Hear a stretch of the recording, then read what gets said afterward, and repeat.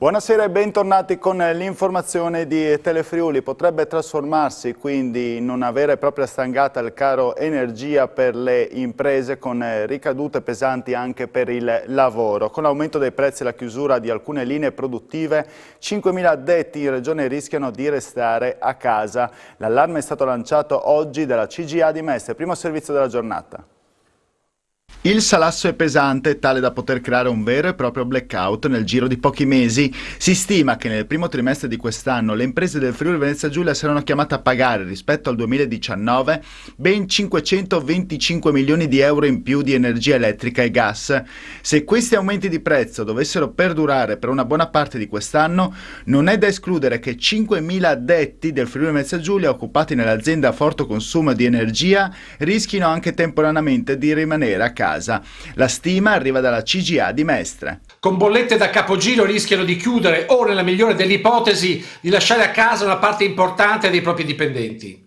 Dobbiamo aiutarle. Il premier Draghi in questi giorni ha annunciato che l'esecutivo sta mettendo a punto un intervento di ampia portata per calmierare i prezzi delle bollette, una misura che dovrebbe aggirarsi tra i 5 e 7 miliardi di euro, ma che potrebbe non bastare. C'è bisogno di uno scostamento di bilancio importante, anche per non compromettere la ripresa economica. Con aumenti che in alcuni casi sfiorano anche il 400%, i settori energivori sono più a rischio rispetto agli altri. A rischio sono soprattutto le imprese del vetro, della ceramica, del cemento, della plastica, della produzione di laterizi, la meccanica pesante, l'alimentazione e la chimica.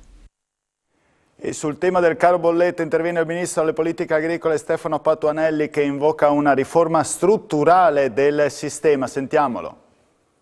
Si dovrebbe innanzitutto individuare e trovare le risorse per sostenere ulteriormente famiglie e imprese che non possono pensare di arrivare a fine mese con un incremento così forte della tariffa energetica. Fra poco gli imprenditori dovranno trovare decidere, scegliere se pagare i dipendenti, i contributi ai dipendenti, la bolletta o la rata del mutuo. Questo ovviamente non è pensabile. Questo però è emergenza, invece serve una riforma strutturale, una valutazione sugli oneri di sistema e sulla possibilità di spostarli sulla fiscalità generale. Serve implementare sistemi di autoproduzione di energia, come ad esempio le comunità energetiche, e far sì che tutti i progetti che abbiamo sul Piano Nazionale di Ripresa e Resilienza, che sostengono le produzioni energetiche da fonti rinnovabili, cadano a terra il prima possibile, anche prima dei tempi previsti. E proprio il Ministro Patuanelli è intervenuto oggi al convegno che ha celebrato la nascita di Confcooperative Alpe Adria, la nuova realtà che unisce le 400 realtà di Confcooperative delle ex province di Gorizia, Trieste e Udine. Sentiamo l'intervista. Oggi è davvero un bel momento, perché è un momento nel quale alcune persone, alcuni territori hanno pensato possibile cedere una piccola parte della propria sovranità in nome di un bene collettivo, di un bene superiore.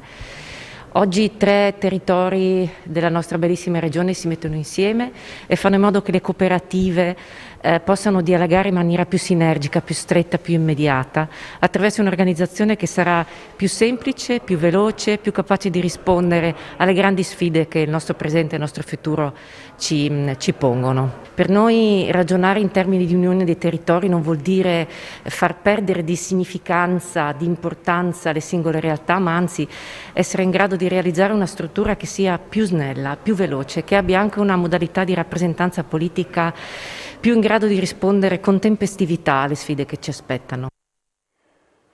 La politica, con il caso di 30 esponenti del Carroccio che oggi hanno tagliato la tessera della Lega davanti alla sede di Rana del Royale in segno di protesta con il partito sempre più vicino alle politiche sanitarie emanate dal governo Draghi. Al di là delle scelte personali, commenta a caldo il segretario regionale della Lega Marco Dreosto, spiace constatare come pochi ex militanti del movimento, alcuni dei quali per anni hanno beneficiato dell'appartenenza politica, traendone anche benefici per i ruoli ricoperti, oggi sputino nel piatto dove hanno mangiato. Non dimentico mai, continua Dreosto, il sacrificio di chi come il nostro leader Matteo Salvini sta rischiando la galera per aver mantenuto quanto promesso per difendere gli interessi degli italiani, o chi come il nostro governatore Massimiliano Fedriga è costretto a viaggiare con la scorta a causa delle minacce ricevuti. Altri piuttosto dimenticano. E ora l'emergenza sanitaria. Oggi in Friuli Venezia Giulia sono emersi complessivamente 1514 nuovi contagi, 15 decessi, tra cui un 66enne di Muggia. Le persone ricoverate in terapia intensiva scendono a 31, così come i pazienti ospedalizzati in altri reparti che calano a 388. In isolamento ci sono attualmente 35.139 corregionali. Per quanto riguarda l'andamento della diffusione del virus tra la popolazione, la fascia più colpita è quella tra i 40 e i 49 anni. Un locale di Maniago è stato chiuso dalla polizia per 5 giorni. Ieri sera gli agenti hanno riscontrato come l'Osteria Vecchia Maniago fosse stata trasformata in una discoteca abusiva. Sentiamo il servizio a cura di Alberto Comisso. L'Osteria Vecchia Maniago è stata chiusa per 5 giorni. Ieri sera alle 21:30 i poliziotti della questura di Pordenone, dopo che da un monitoraggio della rete internet era emersa la pubblicazione di un evento musicale all'interno dello stesso locale, hanno riscontrato come nel cortile si stesse svolgendo la presenza di un DJ e di un centinaio di avventori attività di discoteca abusiva. L'iniziativa è stata immediatamente interrotta dagli agenti, in quanto si era creata una situazione di assembramento tra i giovani, tutti privi di mascherina e riuniti nelle vicinanze della console.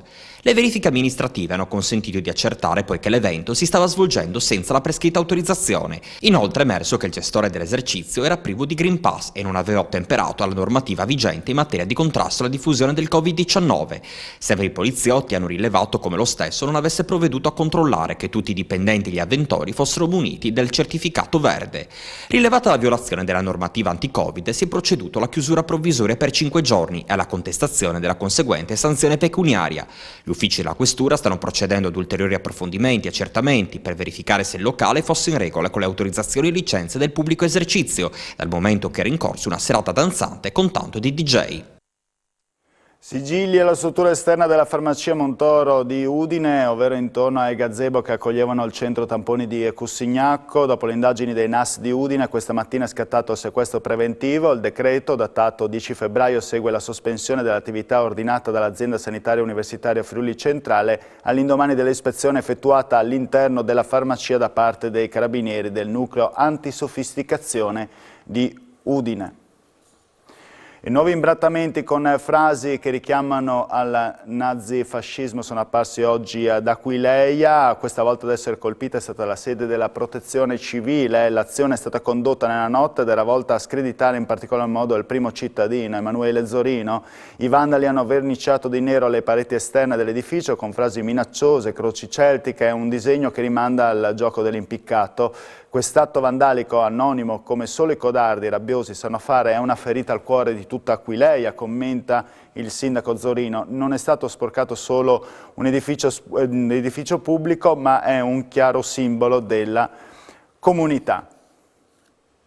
E ora vediamo la cronaca. Sotto un nome fantasma erano riusciti ad aggirare la burocrazia italiana ottenendo vari bonus messi a disposizione dallo Stato e facendosi intestare addirittura 17 auto, sotto inchiesta 4 persone. Il suo nome era Manole Marius, in verità si trattava di una persona inesistente, un prestanome creato ad hoc per ottenere svariati vantaggi consentiti dalla legge italiana, un modo per bucare la burocrazia e ottenere non solo il reddito di cittadinanza, ma anche, dopo aver aperto una partita IVA, di effettuare 23 compravendite fittizie di auto, i cui passaggi di proprietà consentivano svariati vantaggi economici. Dietro Manole Marius si nascondevano 2 cittadini stranieri, ora indagati, un rumeno di 43 anni e un francese di 50, scoperti dai carabinieri di Tarvisio.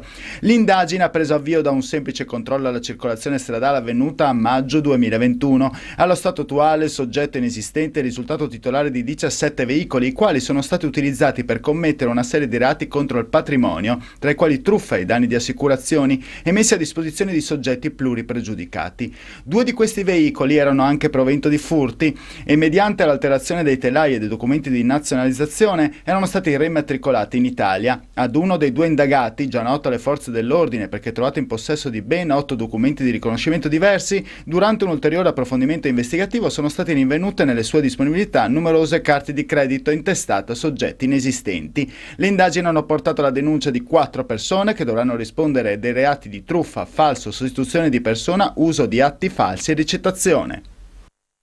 Grave incidente stradale a Sacile, un motociclismo è stato centrato da un'auto ed è stato elitrasportato a Udine. Uno scontro tremendo. È ricoverato in gravi condizioni all'ospedale di Udine il motociclista della provincia di Treviso che stamattina a Sacile, in via Trento, lungo la statale 13 Pontebana, è stato centrato in pieno da una macchina impegnata in una manovra di svolta. Erano da poco passate le 12 quando si è verificato l'incidente all'intersezione con via Borgo Lacchin. Da Sacile verso Conegliano, una 73enne del posto era alla guida della sua Ford Fiesta. Ha raccontato ai carabinieri di Sacile che doveva girare a sinistra per recarsi a fare la spesa al supermercato Eurospin. Dalla parte opposta stava sopraggiungendo un 61enne di Susegana in sella alla sua potente BMW GS.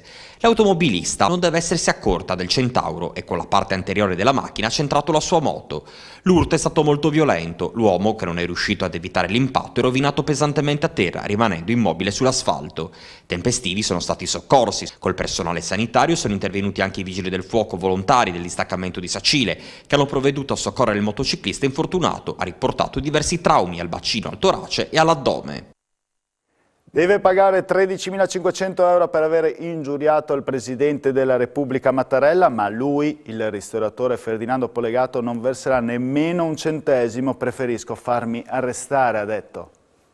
Ferdinando Polegato torna a far parlare di sé. Il ristoratore di Sequals, noto per le imitazioni del Duce e per i suoi cimeli che risalgono all'epoca fascista, non ha fatto in tempo a riaprire il suo ristorante dopo la chiusura che gli era stata imposta per 60 giorni dall'ex questore Odorisio, che si è trovato a dover fare i conti con un'altra grana. Il tribunale di Pordenone gli ha comunicato di aver emesso un decreto penale di condanna che comporta una pena pecuniaria di 13.500 euro per offesa all'onore o al prestigio del Presidente della Repubblica. Polegato ha avvertito che non pagherà, preferisce essere arrestato piuttosto che corrispondere quella somma. La vicenda risale allo scorso ottobre. Il video nel quale il ristoratore di Sequals, secondo la Polizia di Stato, aveva incitato la violenza, la rivolta e il giustizionalismo nei confronti delle istituzioni, conteneva esplicite offese nei riguardi delle più alte cariche dello Stato, la magistratura, le forze dell'ordine, Mario Draghi e il presidente Mattarella. La procura di Pordenone ha ritenuto offensive le frasi contro il Presidente della Repubblica. Il decreto penale prevedeva 6 mesi di reclusione, è stato poi convertito in una pena pecuniaria di 13.500 euro. Polegato potrebbe opporsi, ma ha già annunciato che non lo farà. Preferisco finire in galera, ha detto, voglio essere arrestato, che vengano pure a portarmi via. Chiudiamo con lo sport. Udinese domani contro il Verona, squadra che mister Cioffi teme, come lo sentirete da questa intervista, dall'alto dei suoi 33 punti in classifica. Altra sconfitta invece rimediata dal Pordenone per 4-1 a Parma, pagando caro le proprie ingenuità. Sentiamo anche mister Tedino. Vengono da una bella partita giocata con la Juve, hanno fatto una bella partita vinta con il Bologna, è giocata molto bene in rimonta. Tudor e i suoi ragazzi stanno facendo un grande lavoro sotto tantissimi aspetti, anzi un grandissimo lavoro, e se hanno 33 punti non è un caso, sono 33 punti strameritati. Sapevamo che il Parma nel momento in cui l'intensità cala ha sicuramente dei grandi vantaggi, in più del fatto che è una grandissima squadra di grande tecnica. Noi abbiamo commesso delle ingenuità per sperare a caro prezzo e naturalmente ne ha perso. Quando si fanno degli errori così diciamo pesanti è normale che poi squadre così importanti come qualsiasi ne approfitti.